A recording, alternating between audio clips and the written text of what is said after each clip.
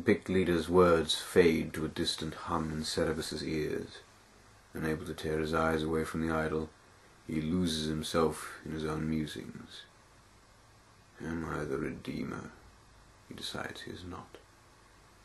The idol's eyes remain impassive.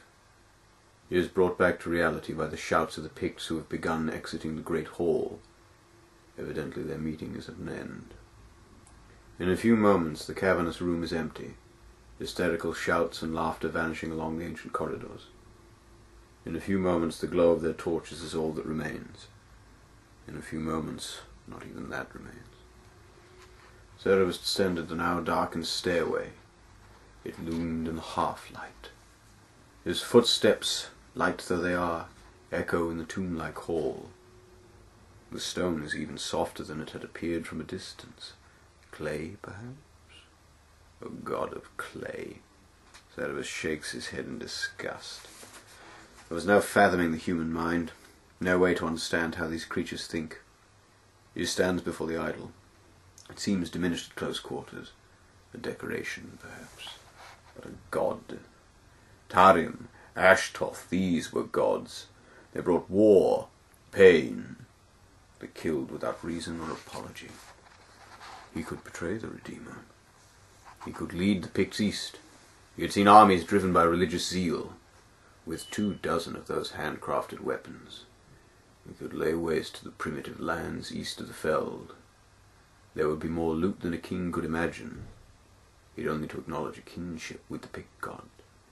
There would be gold and gems by the ton. Mayhap there is a kinship. Mayhap Cerebus is just one of the Pict race. Mayhap he is only one of... only a...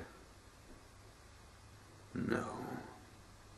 For 1,000 years the pig has been tended, each leader forbidding even the most casual touch, all for but one reason.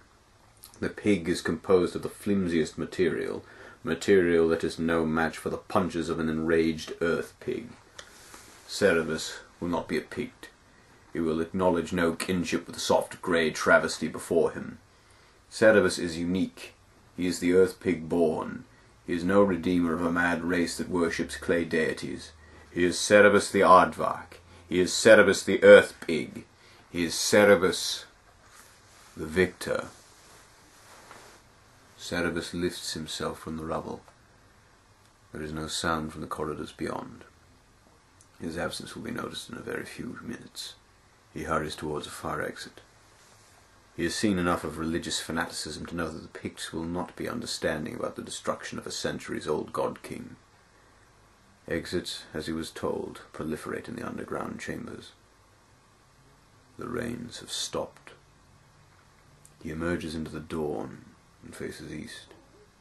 East is a day's march away, and the earth pig feels once more drawn to the bustle and clamour of the city.